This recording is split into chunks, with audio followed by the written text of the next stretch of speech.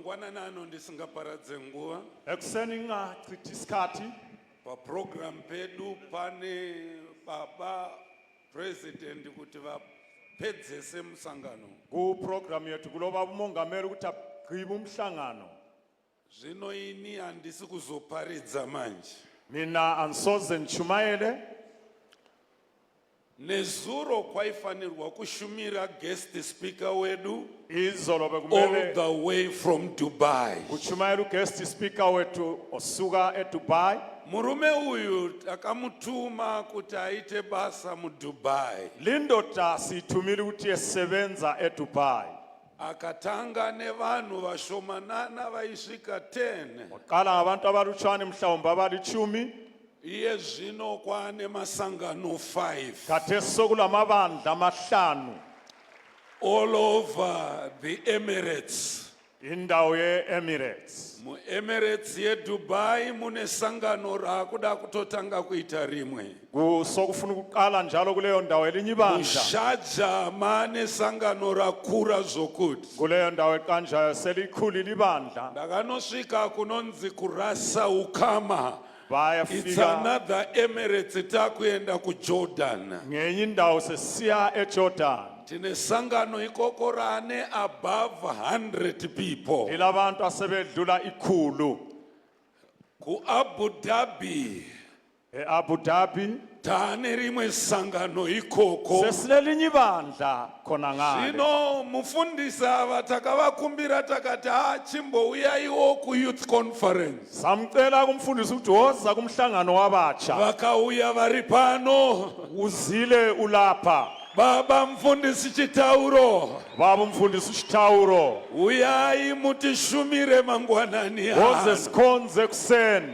Vaifanirwa kushumira nezuro masikati. Bekumele atshumayele izolo emini. Vakaona kuwanda kwebasa masikati. Kwaba lo msebenzi omningi emini. Aiwa nditendereiwo kuti muranda waMwari auye kuzotishumira. Vumelani ukuthi inceku kaMlimu ize sikhonza.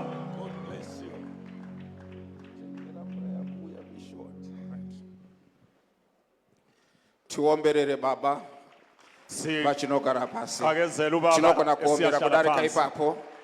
Ngatirambe tichiombera, ngatirambe tichiombera, ngatirambe tichiombera, sale simchayela izandla. ngatirambe tichiombera. Sale sichaya izandla. Tinogona kuombera kudarika ipapo. Singachaya izandla ukwedlula khonapho. Haleluya.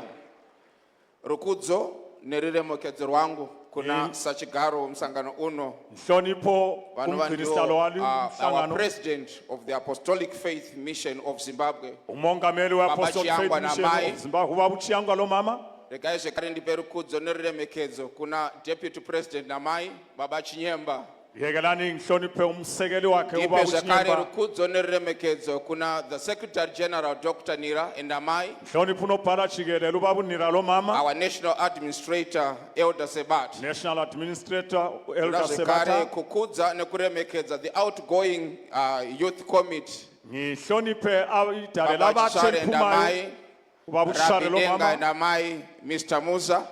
Tinokugamuchira mstara Jesu. Amen. Siyamukela ngegama lika Jesu. Toda kugamuchira ma-overseer ose namafundisi ose. Overseer Mwari labafundisi. vakuitire zvakanaka mstara Kulukulu Jesu. alenzele Amen. kuhle. Hallelujah. Ndoda kukwasa kereke yose Ngibingelela ibandla iri lonke pano nasi neyose iri pa online elilapha leli online muzita ra Jesu Kristu. Amen. ngegama lika Jesu. Allow me again to acknowledge my wife. Ngivumele nanzelela unkosikazi wami. Pastor Chichi, can you just wave? Mwari vachiditira zvakanaka. Amen. Amen. Hallelujah. Amen. Ndoda kutenda vashumiri vakashumira kubva musi weThursday manheru. Ngibonga abachumayela abaqale ngolwesine. Takakomborerwa, takaropafadzwa. Sibusisekile senzele Ndakanga kahle. ndatongoti zvavharana nezuro pandisina kushumira, Izolo bensithi sokuphelile ngatholanga nokuti ithuba. varume vacho vaipedza bhaibheri kushumira. Ngoba kade beliqeda iBhayibheli Handisi kuda beshumayela. kupedza nguva yakawanda, Ansoze ngichithe isikhathi asi ndoda eside. kukumbira muverengi weshoko Ngizacela ufunda izwi atibatiriro kuscripture imwe chete, asithathele umbhalo ube munye. 2 Corinthians KwabaseKorinte besibili. chapter number 1 verse 20.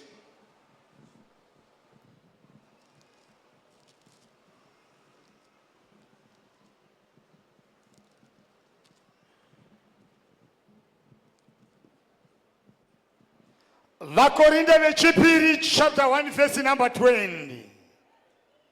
Nokuti zvipikirwa zvaMwari kunyange zviri zvizhinji sei maari ndihongo naizvozvo naiyevo ndiameni kuti Mwari akudzwe nesu. Tinamati Baba muzita ra Jesu tinotenda neshoko renyu benyu Ngaba kingdom Sakureva a territory inaanotonga. sokusithi indawo yomuntu obusayo Kuna territory isina anotonga. ayikho indawo yomuntu ongabusiyo. Hapana rikunizwa here pana. Ukhona ongizwayo na? Now iwewe una territory yako. Wena unendawo yakho Ya unofanira kutonga sedungamu. okumele uyibuse You njengomuntu have mathupha. a territory that you need to rule and to have domain. Kule ndawo kumele uyibuse ube lamandla phezukwayo. Hallelujah, hallelujah.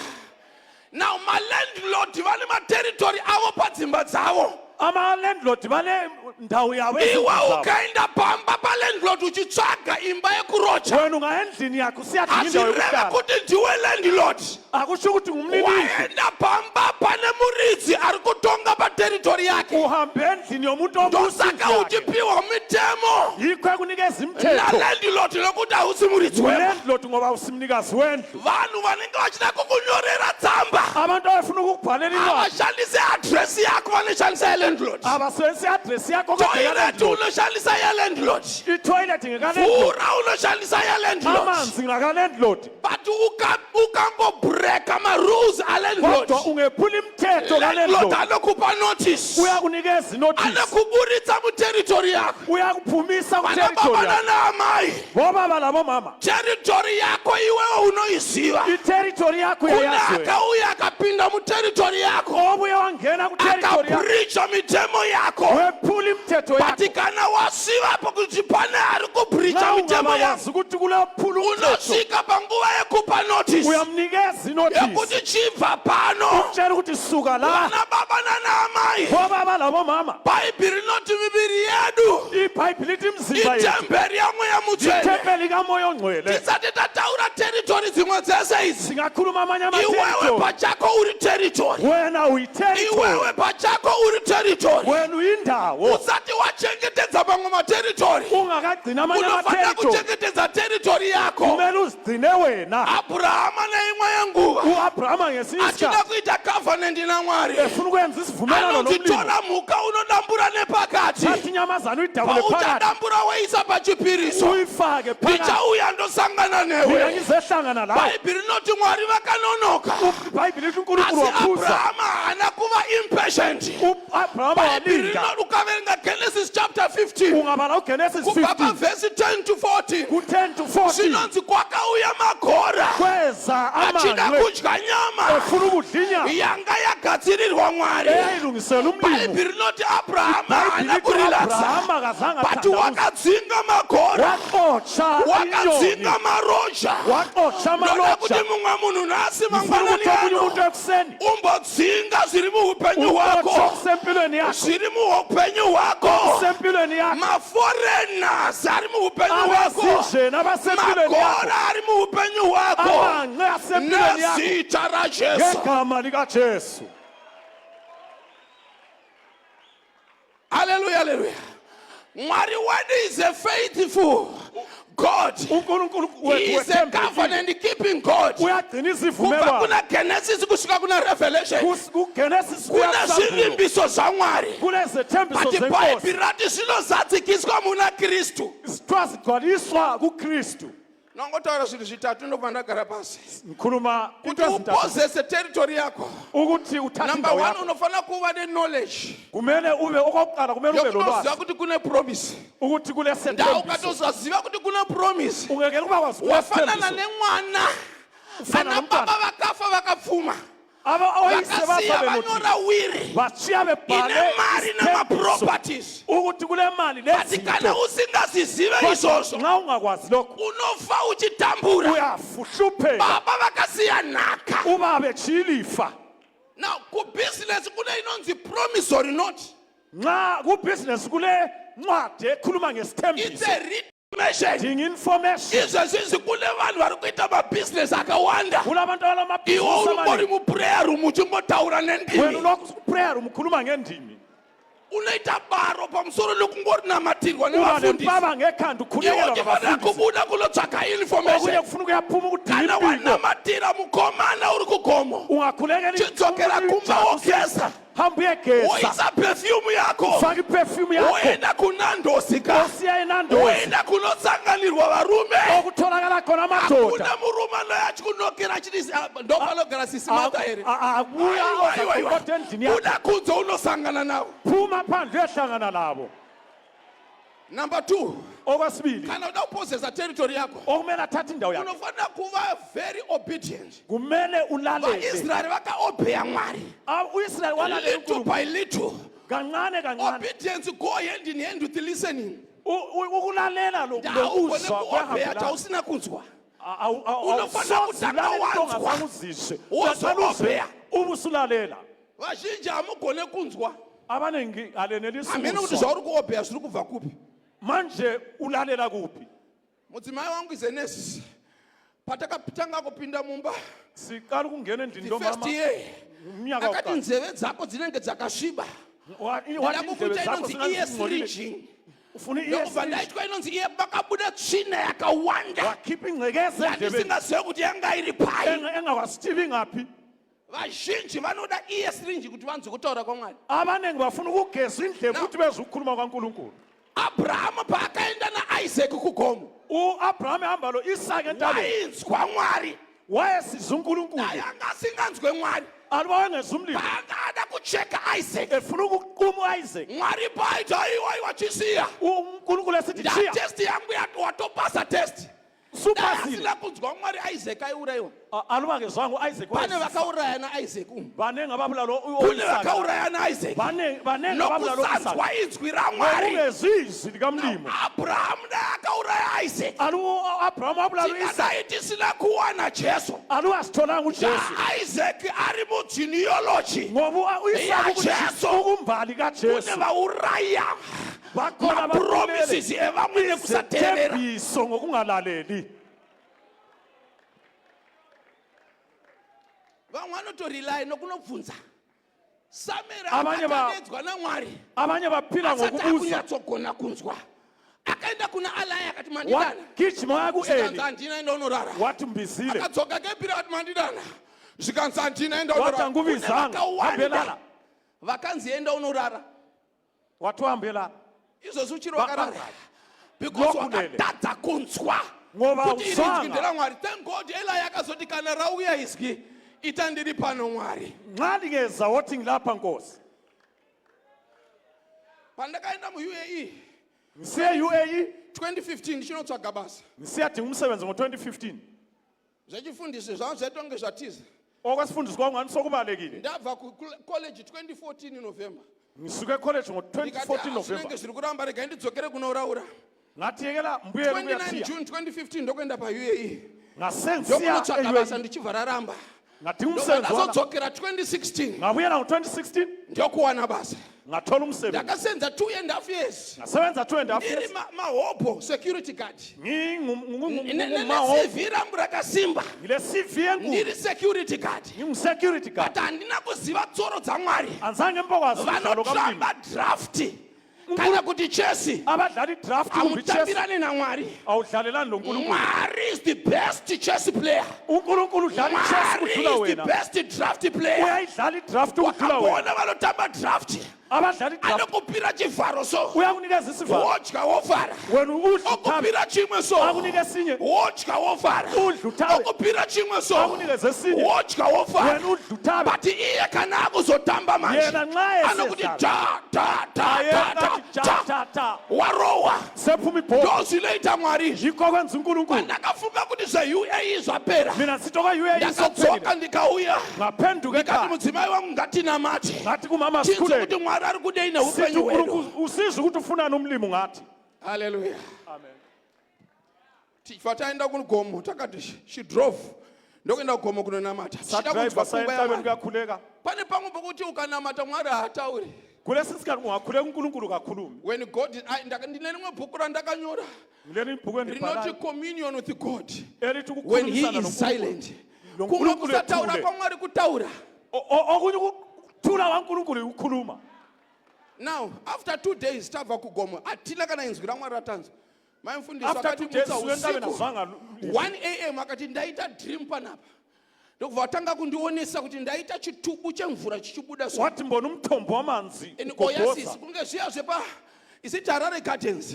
OkuseHarare Almost Gardens. because mvura inobuda yechidai. Amanzi Ndokubva abephuma. yanowira pane pamwe apa. Isiyawela Ndokubva kwemvula. yatamba ichiinda chinodira ipapo. Isiyathela Ndokubva yatanga kubrancha so. Yaqala Pavaitaura mweya mutsvene mvanduudza kuti this is the work of God in Dubai. kwasitwa You need to go back in Dubai. kaNkulunkulu eDubai buyela. Takamuka ndokuenda kuna baba namai. Sasesiya kubaba lo mama. Ndikutaura zveobedience.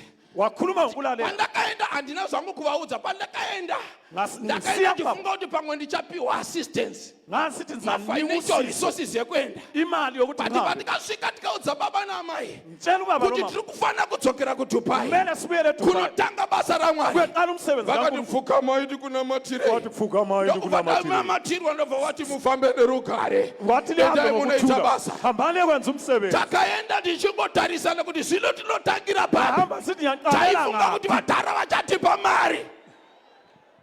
Jacob paakaropafadzwa uJakobe busiswa. akaenda neblessing. Wahamba nesibusiso. Haana kuenda nepfuma. Ahambanga lenotho. Patakaropafadzwa Mbusiso. takapiwa blessing. Sanikwe zisibusiso. Now in 48 hours In tabva 48 hours. kunamatirwa nababa. Kathi ukhulekelwa mbaba.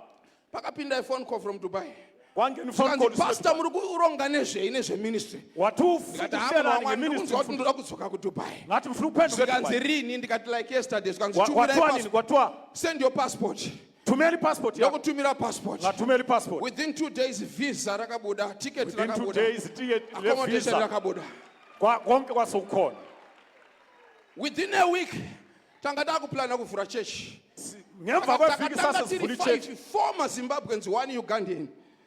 Kwakune Obedience. 4 amaZimbabwe. As we are speaking right now. Khuluma njengamanje. Sezataura baba kune 5 masangano. Sesinamabandla amahlanu. Takazoita go beyond dream yamadha ye ichiri kuzadzikiswa.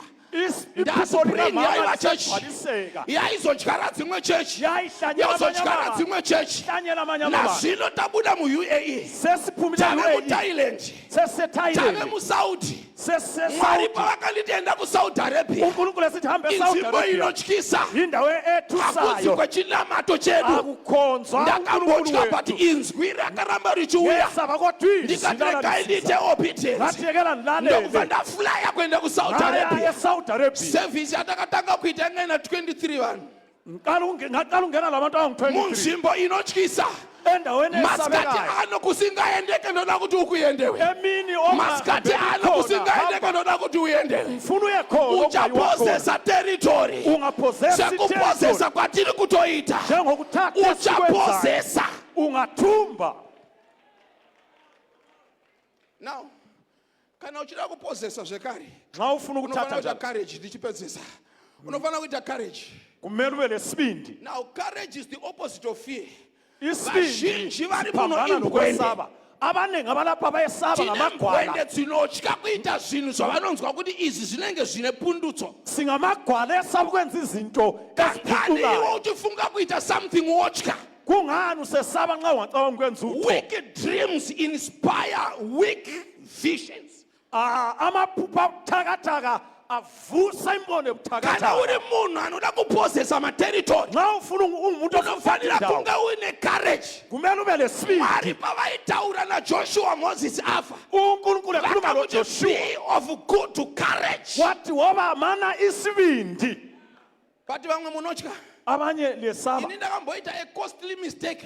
Mina Nena ngake wekutya ngenza iphutha elinzima. Isati lasangana namai mfundisi. Ngakahlangana nomama Ndine mumwe musikana wandikaona. ngathola enye intombi. Wandaifunga kuti Mwari ndiye wawandipa. Ngathi uNkulunkulu Ndokubva ndikezela. ndatuma shamwari yangu. Ngathuma umngani wami Ndikati ndisvitsiriwo shoko. phosela izwi Nekuti ndaitya. ngoba ngangisesaba. Gore rese aingoya achiti zvakuita. Umnyaka Sakuita. waphela lokho sokusenza. Achitanzi ndiri kudawo mari yelanchi ndichibuditsa mari. Esithi ufuna imali yelanchi Ndisingazive kuti munhu ari kutotaura nyaya yake kwete ungathi yangu. umuntu usekhuluma indaba yakhe ngemali yami. pandakazoita chivindi Sensiyani after 1 kwalesibili. year After 1 year. unosvika kuti aufa Ngathi, aufa kuti awufa uthini? kunyaya yangu kasika nyaya ipi Indaba yakho yiphi? ndikati Uthi sikanzi uyo ndiye akatouya achiti ndiye ari kuda kwete iwewe wathi nguyo mfunayo hayi wena. fiya inokutadzisa kupozesa yo territory Ubugwala buyaku pandakazoita chivindi ndakaendera nesi uyu ngalanda unesi lo. ndakafamba netsoka deirona ndisina mari Ngangela mali ngahamba for an ngenyawo. appointment for a date For a ndikafamba date. netsoka kubva mubelvet yakwenda mutaundi Ngasuka Belfast ndikamuona yangenyawo. machicken slice Ngayimthola chicken slice. ndikamuudza kuti mari yemvura nechicken slice handina Ngathi imali yamanzi. asi nyaya yandina ndeyekurora Kodwa Chivindi. yokuthatha isibindi. handina kukumbira sutu sezvinoita vamwe handina Angicelanga kukumbira foni iphone sezvinoita vamwe iPhone lesuti njengoba. ndakaenda nechivindi changu ichocho Ngahamba nesibindi sami. ndikadiwa Wantanda.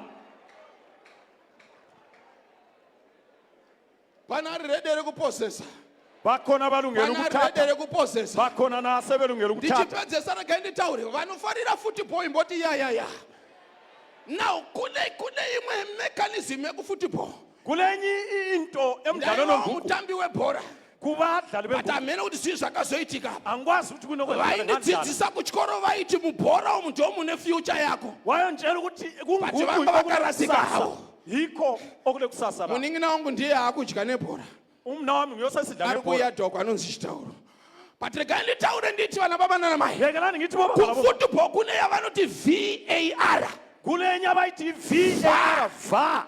video assistant referee Yonale iVAR. chainoisirwa iyo into Ekufakela iVAR. kare before the introduction yetechnology Kungakabi le technology. pakaitika conflict Kwakusithi kungaba yema-free kick, penalty nema-goal. Ama-penalty nama-free kick. malinesman narefu waimboita kameeting Ama-linesmen vachidiscuss toita sei ukuthi senze njani. but pakazouya technology Kodwa kusizi i-technology. video assistant referee iVAR.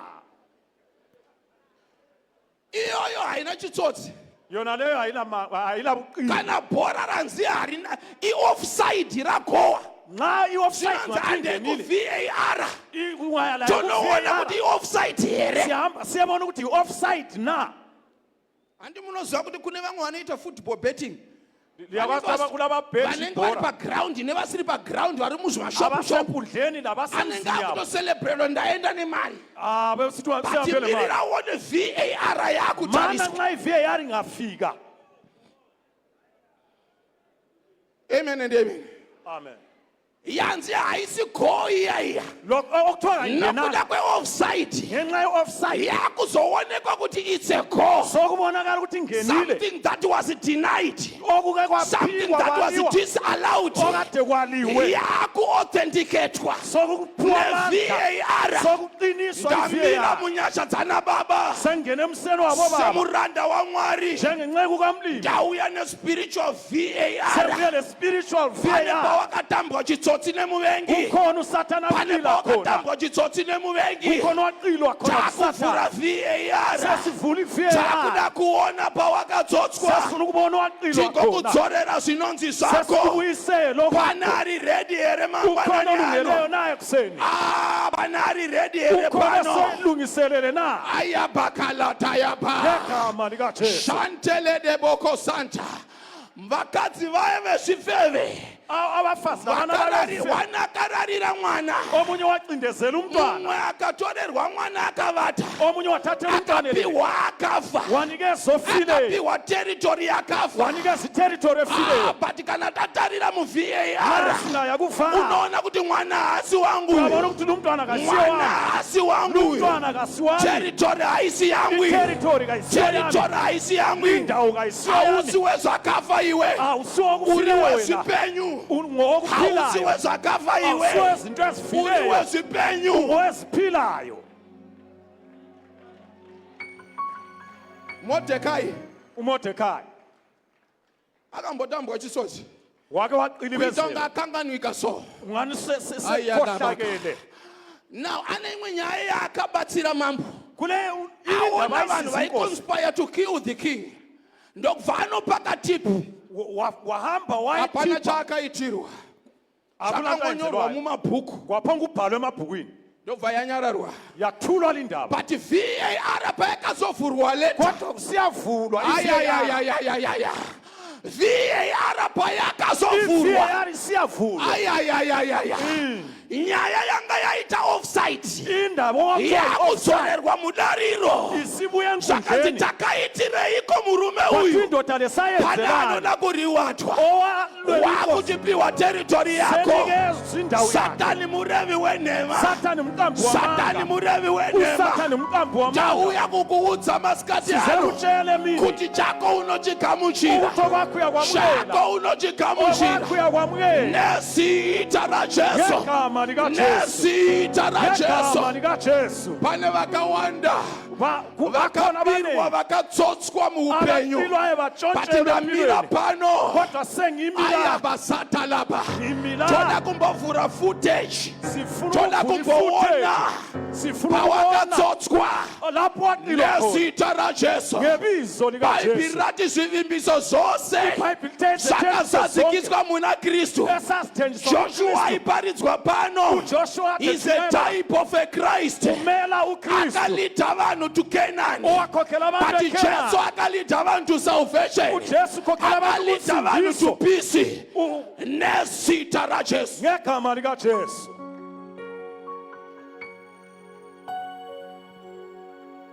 Hallelujah. Now, manje kune vamwe vanhu so kulabanye abantu so Mwari ngatibatsire. uNkulunkulu Kune makasisize vamwe vanhu vakaita give up noupenyu. kulabanye abantu Akungorarama asebedangele so kungoti ameno chero zvinenge zvaita. usesiphilela ukuthi hayi asazi solo But ngula your narrative is going to be changed right now. indaba yakho Your izojinja manje trajectory is going to be changed right now. izoguquka manje Handisi kutaura zvemaune. amfuna ukukutshela Ndiri amanga kutaura zvaMwari wandafamba naye. tshela ngoNkulunkulu engihamba Mwari naye wandatravela naye muAsia. esengihambela Mwari uNkulunkulu wandatravela naye muEurope. esengihambela eEurope Mwari wandatravela naye uNkulunkulu muAfrica. engihambela Ndiye eAfrika akuburikira pano. uyosesehla la Ndiye akuburikira pano. uyosesehla la Ndiye akuburikira pano. usesehla manje Ndiye akuburikira pano. uye ososehla la Waitya iwewe ubusesaba kuti wena usvike kuKenani. ukuthi efike Magiants arimo. isiqhwaga esasikhona Chakaita kuti Kenani kuzosvikwa zvaiva zvaJoshua naCaleb. okwenza The kufika other 10 kuJoshua vakapa a false report. labanye Actually, it was not a false, but it was a reality.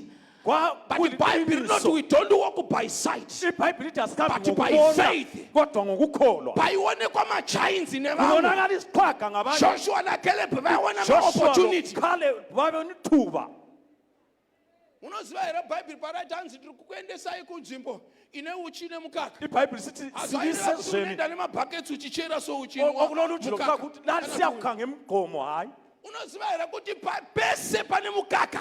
Konke Pane mombe kulomkhakha inopfuura. kule nkomo Ndakapurira ekhashelayo kumusha ini. Ngikhulele ekhaya. Hawaingomwa mukaka usina kurohwa bhutsu. awu nathi cha ingazange Pane ngikhahlele uchi pese pane nyuchi dzinoruma. okuloluthi kule nyosi ezilumayo Saka ukanzwa zvanzi uchi nemukaka. ubezwa kuthiwa uluthi Be loqhaqho prepared for a beasting. Be lungisa prepared for kicks. lungela ukukhathwa Unofanira nokulunywa kugadzirira zvese. lungisela konke Ufanire kusarenda. ungadangali Nezita raJesu. ngegama likajesu Ndada kudaidza Mwari vasvike pano. Varipo kare asi ndada kuti vazviratidze. Ndichipedza kudai kumusha kwedu kwandinobva kuguruva uku. ensu wakho neguruve Inyaya yandakanzwa. indaba engayizwayo Kune kwakambonetsa makudo. Mune rimwe kwakashindwa famu makanetsa makudo. kwelinye ipulazi indwangu Aiuya panguva yekukohwa. zasiza Muteritori mevaridzi. endaweni yabanika Achidya pavasina kurima. Kwemakore akawanda. okweminyaka Kuti eminingi kuna sekuru vakazongoita idea. vakati ngatibate igudo 1 wathi kasibambeni ndokubva indwangu yodwa varipenda nependi yered bayipenda Havana kuriuraya. ngabayibulalanga vakabva varireleasa bayikhulula parakatiza richienda kune mamwe makudo ibaleka indwangu isiya mamwe kwezinye makudo haana kuziva ezinye indwangu kuti azazanga mumwe wavo ukuthi ngomunye wethu akabva atanga kuita estambidi azaqala ukubaleka achitiza achienda kuteritori dzavo zibuyela kundawo yazo kunonzi makudo mazhinji akavhunika kuthiwa ezinye indwangu achitiza rimwe zaqamuka kudo zibaleka enye indwangu vana baba nanaamai bobaba labomama satani murevi wenhema usatani uqamba tiri amanga kungoda kudhila ne1 dhimoni sifuna ukudila ndo ledimoni richaudza mamwe yilo lizotshela kuti amanye tiri vana vamwari ukuthi singabantwana bakamlilo tiri vana vemoto singabantwana ari bomlilo matiri mukuru ithi mkhulu kudarika ari munyika ukwedlula semhlabeni bhaibhiri rinoti ibhayibhili lithi if lona God is for us nxa unkulunkulu who ongowethu then shall be against bani us ongamelana lawe 10,000 shall fall at your right hand, Abayinkulungwane bazokwa 1,000 at your left side, Inkulungwane but they kwesokhohlo. shall not come near you. kodwa abasoze Thina Mwari basondele unorwira, sinonkulunkulu thina olwela Mwari unorwira, sinonkulunkulu olwela iye zvino njengamanje nezita igama raJesu. likajesu Ayapalakadasha. Kuna vazhinji vakatsipikwa waiprofita iwewe wairota hope iwewe usuvaliwe but pane zvakangoitika kukhona kwenzakalayo reka nditaure kune vamwe vafundisi yekela ngikhuluma kwabanye abafundisi zvauri nhasi asirizo zvawaimbova iwe oyikhona waimbopisa wawutshisa mfundisi waimbopema moto wawuphepha umlilo kana wamira pane zvamwari ungama but kwakamlilo pane zvakatsipikwa kodwa so kukhona but okwalalisiwayo masikati ano nezita ngegama rajesu likajesu ndiri emini kudana musharukwa ngibiza umdala wensuku anomutsa ovusa zvakavharwa okwavalwayo anorivhaivha ovuselela zvakavharwa okuvaliweyo reda bahaya ithalebo elereboko shada bahaya letabaraba shada labaha maprofita anodiwa muchechi abaprofeti maprofita anodiwa muchechi siyabadinga nda abaprofeti ukafamba uri mugifting dzeprofesi nekurota nxa ungahamba aufambe blindly awuhambi ebumnyameni unofamba uine awareness uhamba usazi mwari vakati mhanya unomhanya unkulunkulu angati mwari vakati famba unofamba umlimo angati hamba mwari uyahamba akati mira unomira unkulunkulu angati kune vamwe vari kumhanya ivachinzi famba kulabanye kune vamwe vakamira vari kunzi famba but ndauya kuzobvisa ngizekupa zvakatsipika zvipo zvako okwalalisa izipho zakho jakobho akamborarira dombo ujakobo usiku. wakwaqamela ilitshe usiku hwese ubusuku bonke akaona vatumwa vachidzika vachiita sei wabona izithunywa zisehla ziqansa kwaedza akati handina kunge ndaziva kuti pano pana mwari wathi anzange mbe kwasilapho asina kutombozviziva wena wayengakwazi kune vamwe vanhu vari mupurezensi yamwari kulabantu mwari abasebukhona achitaura zvakawanda but vasingazivawo but nhasi uno wakuvhurwa uyavulwa wena hakuna namhlanje pachataura mwari ukaramba wakadana unkulunkulu mwari pachataura uchanzwa angakhuluma uzamuzwa ndinofarira kuverenga zvakanyanya mahatma gandhi umahatma gandhi anombotaura nyabala achiti wakwakhuluma esithi mankind are notoriously too dense to hear the warnings of God. We require drums to be beaten into our ears before we come to our senses. Kune vakavharwa nzeve so kulabantu abavala indlebe vasinganzwe mwari kutaura bengezwa vanotoda kuridzirwa ngoma bafuna ukutshayela kuti nzeve dzitsuke ukuthi indlebe zivuleke ndauya kuzotsura ngizevula nzeve dzako indlebe zakho ndoda kukuita ear stringing ndoda kukuita ear stringing ipapapa wakamira ipapapo ukhonapo mikhona simba rekudenga rakusimuka amandla ezulu sesisi simba rekudenga rakusimuka amandla ezulu sephakama shamwari zviri mauri zviya okukuwe lokhuya mazuva ako akare kare insuku zakho pawaiti ukapinda muprayer room wawusithi ungangena waioneswa zvinhu iwe wawubona izinto wairoteswa zvinhu iwe wawuphupha wena lekaya batayaba right now nezita rajesu njengamanje ngegama likajesu wanonotswa kwenguva yakareba usuphuzwa but it's your time to revived time to be revived time to be resuscitated time for a comeback isikhathi time sokuphenduka yokudzoka isikhathi sokubuya njalo kune imwe hove kulenye inhlanga inonzi kun ethiwa yiKhu. in the northeast of China. Northeast It's a legendary story. Now inonzi yakareba yokufanisela 1,000 meters iwobe. kuthiwa inhlanzi. But this fish kuthiwa inhlanzi transform into a bird. iyaguquka kube A yinyoni bird inonzi pung. elebizo elithiwa yiKhu. Now kana yabashiri Nxa isiyinyoni hayichagara mu northeast. ayisahlale northeast. Yakufanele kubhuruka kwenda ku south. Sokumele Kunonzi ku Celestial Pool. kuCelestial. Now nokuda ukuthi yakarebesa amapapiro. ngenxa yokuthi impiko Hayibo zinde bhururuki ka 1. ayiphaphi kanye. Inotanga kudai mapapiro iri panzvimbo 1. Yaqala ukudlalisa impiko Zvinotaura kuti ndawonye for 3 months okwenyanga inenge ezintathu ringori panzvimbo 1. iyabe isendawo Sokuti shiri indawonye. dzimwe dzese dzinenge dzichingoti vari kuita nezveko vakura. ezinyoni zayo zibuza But ukuthi pairi kuflepa ichidai kodwa lokhu ichaya ine amaphiko momentum yairi kubuilda. iyakha Ine amandla tornado yairi kubuilda. amandla okuphakama Ndachinobhururutsa shiri. okuphaphisa inyoni Imhepo inovhurutsa mapapiro. ngumoya obamba Now for amaphiko 3 months okwenyanga ezintathu ichiflepa ichaya impiko mafenzasi. indawonye. Mhepo inokwira Umoya to a region of 90,000 kilometers height. umoya Ndopo 90,000 yochitanga kilometers kubhururuka. phezulu. Ibe siqala ukuphapha A tornado wanga wakatsikirirwa iwewe. ucindezelo But wena. pano nezita raJesu Kodwa mweya lapha mutsena ngegama akuya. likaJesu umoya ongcwele Mweya sesiza. mutsena akuya. Umoya ongcwele Mweya sesiza. mutsena akuya. Umoya ongcwele Ini sesiza. ndakatombotsikirirwawo. Lami ngake Ndakatombotsikirirwa vana baba vanoziva. obaba bayakwazi. Ndakambotsikirirwawo. Ngake Asi ngacindezela ndakasvika panguva yekusumudzwa. kodwa ngilesikhathi ngaphaka Ndakambotsikirirwawo. Ndakanombotengesa mabhanana ngake ngathengisa amabhanana. pambudzi roundabout apo. Embudzi roundabout. Pamabhazi eSouth Africa. Emabhasini Nesivi aseMzansi. rangu rakanaka. Ngile CV yamenze. Ndakatsimbirirwa. But nguva Ngacindezelwa. yausvika yokuti usumuke. Isikhathi sokuphakama sesizwe. Sumudza maoko ako. Phakamisa izandla zakho. Izvezvi mweya mutsvene waMwari.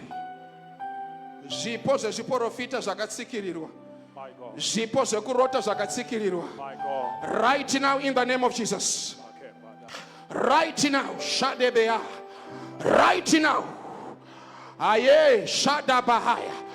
Yes, Shadabaha. Your time to rise is now. Isikhathi Mweya mutsvene sokuphakama. ngakubati.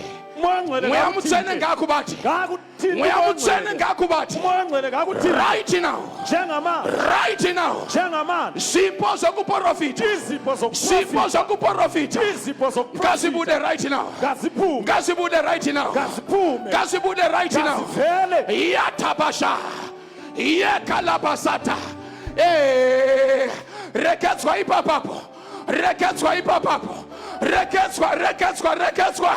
Mweya mutsvene ngabvise. Dombo rakakutsipika. Tinoribvisa nezita raJesu. Ipapapa nezita raJesu. Ipapapa nezita raJesu. Batwa. Sikinurwa iwe. Sikinurwa. Speed yaMwari yakuya. Acceleration yakuya. Shalapakatapa. Reketele bohanda. Yatapaletasha. Rapakatapa. Mweya mutsvene ari kufamba mutendo. Mweya mutsvene. Vanhu ngavaprofite. Vairota hope ngavachirota. Nezita raJesu. Rakaba uyai navo kunavo. Uyai navo pano. Valeteni ngapha. Chechi yanonotswa. Ibandla Nokuti hakusisina varoti. Chechi yanonotswa. Ibandla Nokuti liyabuza. haisisina vaprofita. Haisela vaprofeta. Chechi yanonotswa. Ibandla liyabuza. The devil is a liar. Satan Rekedzwa iwe. Rekedzwa iwewe. Rekedzwa. Yela papa. Shanda la baya. Mweya mutsvene ngakubate. Unorota iwe. Wairoteswa iwewe. Dinovhisa matombo.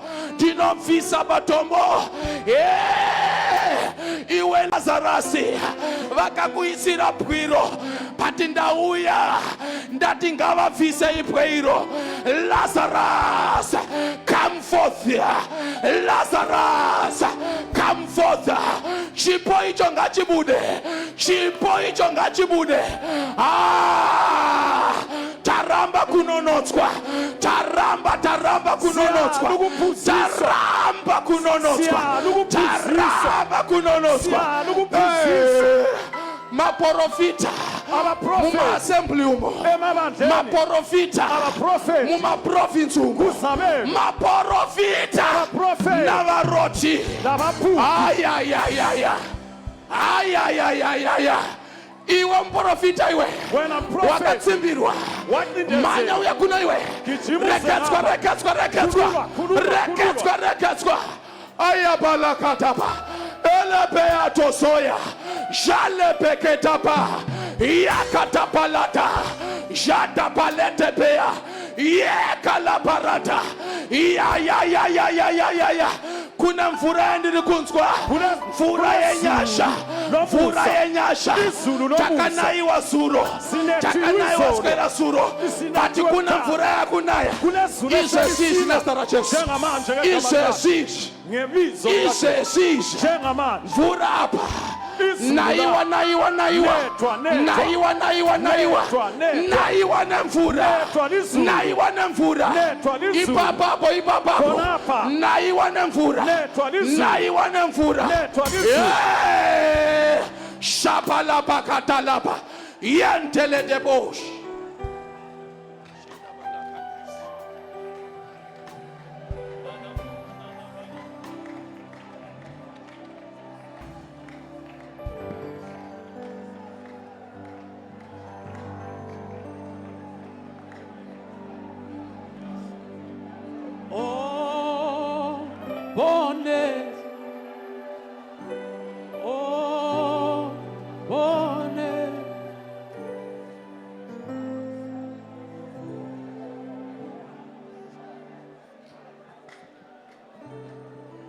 Simudza kutenda kwako right now. Phakamisa ukukholwa kwakho njengamanje. Kufunga kuyenda kusina anointing. Ungacabanga ukuhamba okungela gcobo. Anointing is here. Ugcobo lulapha. The Holy Spirit is moving. Umoya ongcwele usanyakaza. God of miracles is at work. uNkulunkulu wezimanga Mwari uyasebenza. wemashura ari pabasa. uNkulunkulu wemhlolo usemsebenzini. Usasimudze cheya simudza maoko. Ungaphakamisa isitulo phakamisa izandla. Usandisiye baba Uthi nasi. mawungangedluli baba. Zvose zvandakabirwa ngazvidzoke. Konke engutshontshelwe He is a God of restoration. uNkulunkulu wokubuyisela. Anokudzosera makore awakadzirwa nemhashu. Uyakuphindisela umnyaka wakhe Makore awakadzirwa negwatakwata. umnyaka yadliwa ngisikhongwane. Makore awakadzirwa namuteteni. Isikhathi He is a God of restoration. uNkulunkulu wokuphindisela. Simudza kutenda kwako right now. Phakamisa ukukholwa kwakho ekuseni. Munana wako ngaukubate yezvino. Isimanga sakho kasikufike. May the miracle be on you now. Isimanga kasibe phezu Shura kwakho. rako ngarive pauri. Umhlolo wakho kawuze kuwe. Mwari weminana. uNkulunkulu wesimanga. Mwari weminana. uNkulunkulu wesimanga. Mwari weminana. uNkulunkulu wesimanga. Makati vanakomana nevanasikana vachaprofita. Majaya achaona zviratidzo. Harawa dzicharota hope. Nhasi nezita raJesu. Nhasi nezita raJesu. Nhasi nezita raJesu. Gamuchira munana wako, gamuchira. Gamuchira munana wako, gamuchira. Gamuchira munana wako, gamuchira. Yamukela isimanga sakho. Aya maya nerebosa. Yelerebekeria na la rabosh. Taura nendimi wakamira ipapo. Ngezinye indimi ulapha Taura khona. nendimi wakamira ipapo. Indimi lapho khona. Pane zviri kuitika kunze uko. Kukhona okwenzakala Iwe phansi. kunze uko pane zviri kuitika. Kukhona okwenzakala Simudza phansi. kutenda kwako right now. Phakamisa ukukholwa kwakho. Nezita raJesu. Ngegama likaJesu. Nezita raJesu. Ngegama likaJesu. Nezita Ngegama raJesu. likaJesu. Ropafadzwa. Komborerwa. Busisa. Gamuchira munana wako. Yamukela isimanga sakho. Gamuchira munana wako. Yamukela isimanga sakho. Yela rande rebosa. Uyamayanderebo. Mwari asati apedza nesu. uNkulunkulu kakaqedi Mwari asati apedza newe. kakaqedi ngawe Mwari asati apedza newe. uNkulunkulu kakaqedi ngawe Ministry yako mfundisi is going to change. You will never be the same again. awusoze wafana We njalo worship a God of miracles. khonza uNkulunkulu wesimanga Mwari uyu anoshandura. uNkulunkulu uyaguqula Anoshandura. uyaguqula Mamiriro ezviro. Usikuzova zvanga uri zvakare. awuphindeni njengobuzi Komborerwa. busiswa Ropafadzwa. busiswa Komborerwa. busiswa Ropafadzwa. busiswa Oh, yamayanderebokosi alarabasa. Yelerebekeria na rabakaya torobose. Taura nendimi wakamira ipapo. khuluma ngendimi Taura lapho khona. nendimi kumashuro uko. Emuvale khuluma Kumituko ngendimi taura nendimi. esihlahleni ngendimi Yela rabakaya nderebosa. Yelerebekeria na larabas. Nela rabakaya nderebos. Yelerebekeria la rabasa. Vafundisi. Can bafundisi I have 2, 3 on that side? ngababuya abanye ngapha Yakaya nderebosa. Vafundisi mungwari kunetsa maashas apo. Ndina mfundisi ere pana. bafundisi ndabafundisi na Autende kuti Mwari anokushandisa. awukhona ukuthi uNkulunkulu uyakusebenzisa Unongomira wakatarisa Mwari anokushandisa sei. Oyakaya nderebosa. Rela rabakaya nderebos. Yele rebekeria tarabasa. Yela rabakaya nda. hallelujah Your name is Yahweh. hallelujah Your name is Yahweh. hallelujah You are the miracle working God. Your name is Yahweh. Your name is Yahweh. Your name is Yahweh. Your name is Yahweh. You are the miracle working God. Your name is Yahweh. Your name is Yahweh, Yahweh, Yahweh. Your name is Yahweh. You are the miracle. The miracle working. Your name is Yahweh. Your name is Yahweh. Everybody, simulta Your moko. name is Yahweh. You are the miracle. Your name is Yahweh. Your name is Yahweh, Yahweh. Your name is Yahweh. You are the miracle. Your name is Yahweh. Your name is Yahweh. Your name is Yahweh. You are the miracle. Your name is Yahweh. Your name is Yahweh. Your name is Yahweh. Yahweh. You are the miracle. Your name is Yahweh. Your name is Yahweh, Yahweh. Your name is Yahweh. You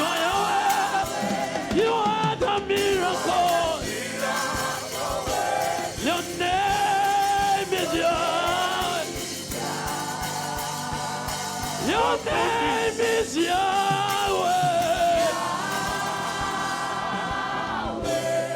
Your name is Yahweh. You are the miracle. Your name is Yahweh.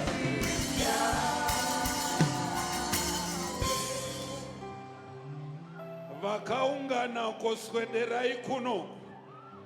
Musamhanye tine vana vanoita zvemadrugs. Vari kuitwa deliverance. Silabantwana benza okwama-drugs Fambai muuye bayakhululwa. kuno. So hambani nize ngapha. Ma-ushers tibatsirei. Ma-ushers sisizeni. Fambai muuye kuno. Ngabasondele ngapha. Siyai nzira po vanhu vauyo. I want more pastors Cela here. abafundisi abanye ngapha. Vana vedu vatakauya Yibo navo. abantwana bethu esize They labo. are looking for deliverance. Badinga ukukhululwa. Oh my God. Isupata imbova mazera yenyani. Thina siseseyintanga yethu. Ndainzina wakupara usaende kuchoto sara pano tichina Usasho ngoba matano. uphara ungayeziko sala la. Nanasi zvakandigashidza. La namhlanje Fambai muuye njalo. uku, hey, fambai muuye uku. Ngababuye ngapha bandele ngapha. Hey. Batsirai vana ava vafambe. Fambirai vauye uku, vauye uku. Yes, yes, yes, yes, yes. Miracle waker. You are the miracle waker. Come and do Come and do your miracle today. Come and do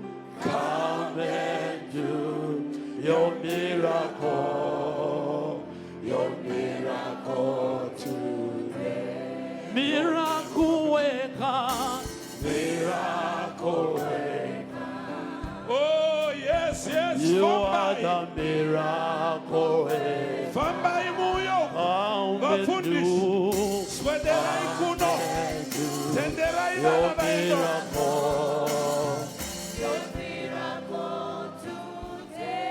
Vafundisi muri kunamatira paswederai kuno.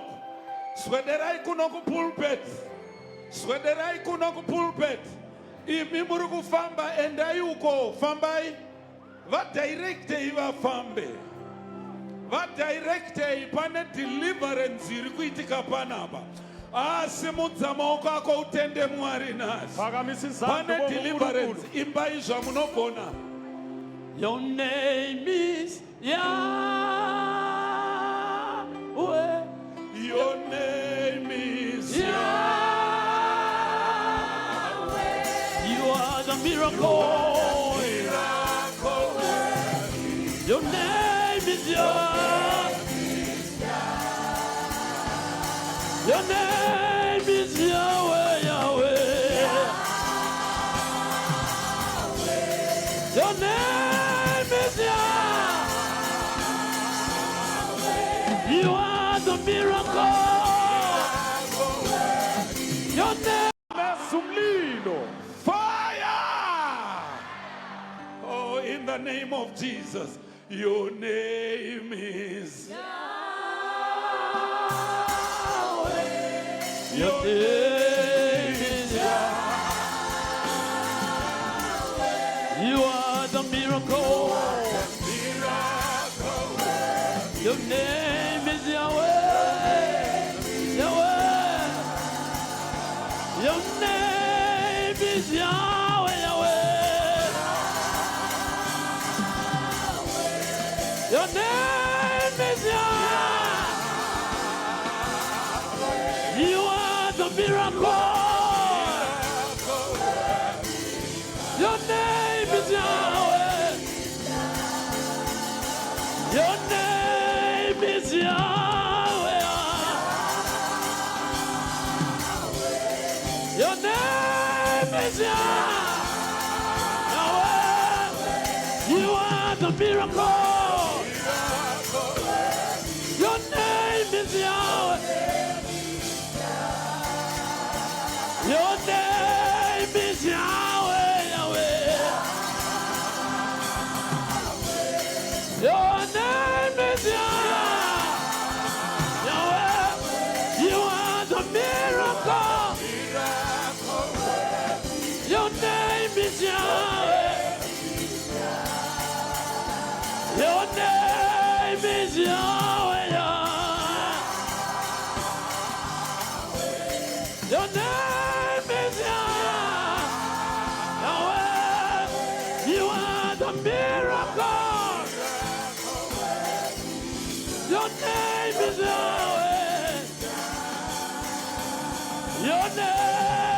is Yahweh, Yahweh. Your name is Yahweh. You are the Your name is Yahweh. Your name is Yahweh. Your name is Yahweh.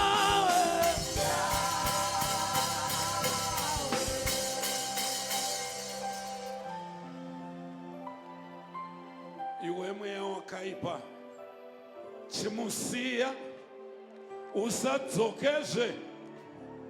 usadzokezve mweya wakaipa chienda vana vavasunungurwa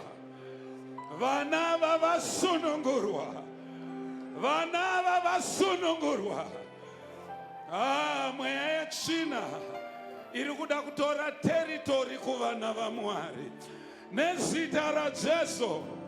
Hakuna mweya uchatora teritori nezita raJesu.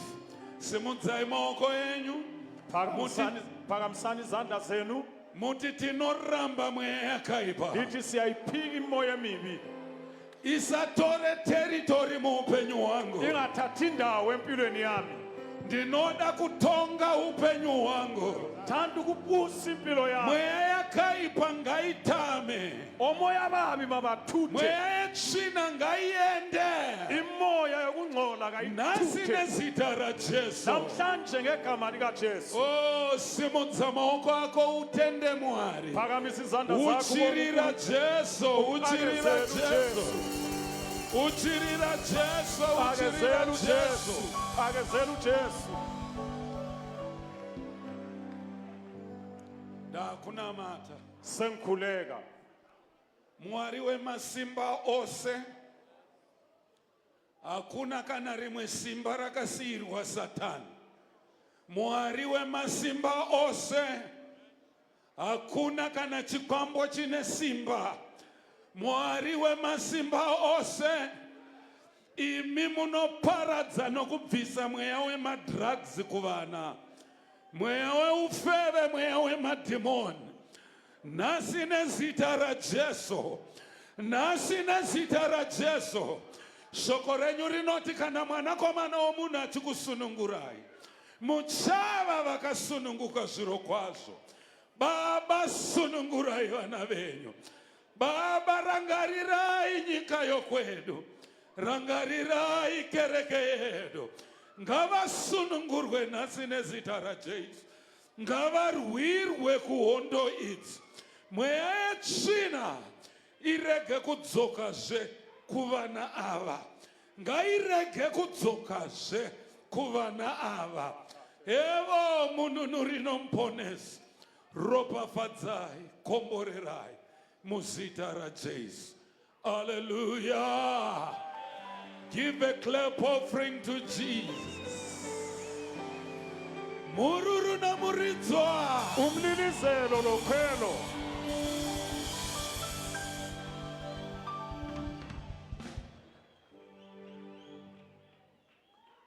Kudhara taimboimba chorus inoti I am delivered, praise the Lord. I am delivered by his blood. Hallelujah. Nditeerere nhasi. Mlalela namhlanje. This Sunday, Lisonto.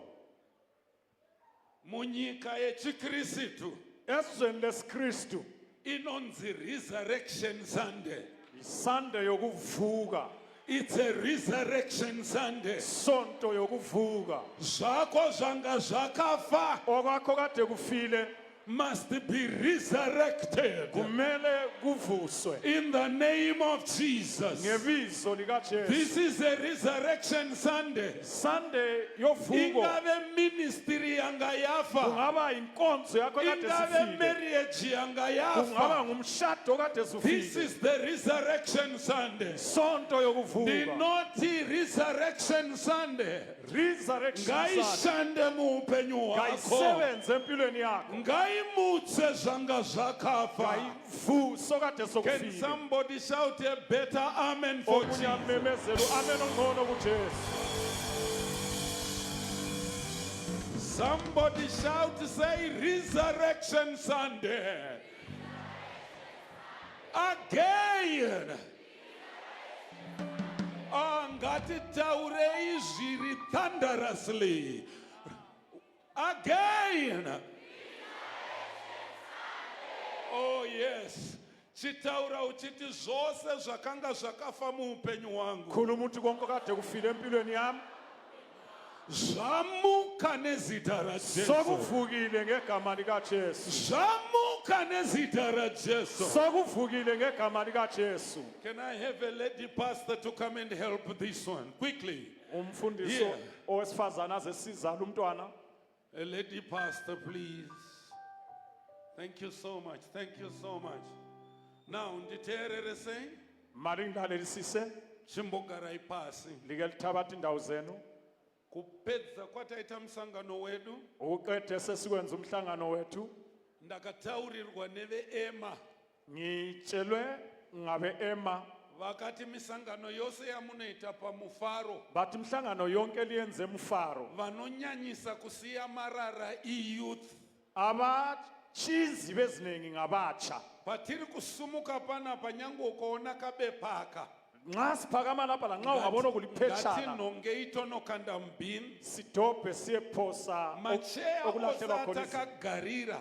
izitulo zonke sihlezi phezu kwazo Ati asiye ipapo. asizitshiyi lapho ezikhona Tinoatakura tonoasiya kufenzuko. siyawathwala siyewatshiya efensini ngale Kuitirawo kuti ini nhasi ndiende okumba zuva richiripo. ukwenze ukuthi lami ngiphindele ngekhaya isikhathi sisekhona Nokuti tichasara tichirongedza zvese. yimi enizosala ngiqoqa konke Tinoda kuti mutibatsire kusumudza macheya. siyacela lisisize ukuthwala izitulo Kunhonga mapepa ose. ukudobha amaphetshana Musha wonke wedu usare wakanaka. umuzi wethu usale uhlanzekile Cleanliness is next to godliness. ukuhlanzeka kulokusondela phansi kukamlimi Mwari haafarire zvine tsvina. uNkulunkulu kathanda ingcekeza lokungcolileyo Patakudzokera sesiphindela kumhanya hakusi kusvika. ukujaha isiko kufika Fambai zvinyoronyoro munosvika. hambani kancane liyafika Bhidhi haina chainobatsira chinhu. ukugijima akusizi lutho Makatakura vana mune mhuri. lithwele abantwana lile muli Ndava kuda kunamata iye zvino semfuna ukukhuleka manje kuti ndikupe inyasha dzerwendo. ukuthi ngilinikeze umusa wohambo Ndinokukumbirisa zvikuru kwazvo. ngiyalicelisisa Ngativei tinofamba zvinyoronyoro. masinyatheleni kancane Vamota dzinomhanya regerai dziende. imoto ezigijimayo bachiyeni bahamba Vamwe munovabata yafa futi. Motodarika muchienda. abanye Please bangayehlela ndapota. ingozi Let's be people full of the Holy Ghost. Tofamba tichinamata. Ndakunamata. sengikhuleke Mwari wemasimba ose. Mutungamiri parwendo. Makataurira Moses zuva riye. Makati ndichaenda newe. Ndichafamba newe. Aiwa baba vangu muri kudenga. Nevana venyu vakudzokera. Chiedza chechiso chenyu ngachivavhenekere. Evo kutadza kwavo nokutadza kwevamwe. Jehovha muri murandutsiri. Ndinorayira nokubata mweya yetsaona nenjodzi mukati menzira. Baba muzita raJesu. Muzita raJesu. Zvose zviri mukati menzira. Bvisirai vana venyu minzwa nemarudzi ayo. Ngabve mukati menzira. Ndinoisa vatyairi vedzimota muruoko rwenyu. Baba vangu vakanaka. Ndinoti kuvana venyu. Mwari wa Abrahamu na Isaac na Jacob. Akuropafadzei. Akupei rugare. Mwari wemasimba ose. Akupei pfuma. Aropafadze mabasa emaoko yenyu. Mwari wemasimba ose. akupei uchenjeri, ndinoti nyasha dza Mwari Baba, rudo rwaishe wedu Jesu Kristu nokuwadzana kwomweya mutsvene ngazvigare nesu kubva zvino kudzamara kuve kusingaperi. Amen.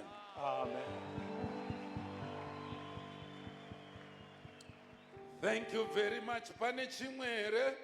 Hapasisina. Siyabonga akusela. Ndokumbira macheyayo aiste mastak toatakura toenda. Sihlanganisa izitulo sizithwale siyezichiya Nongai marara. dobhani zibi. Ndatenda zvangu. Ngiyabonga.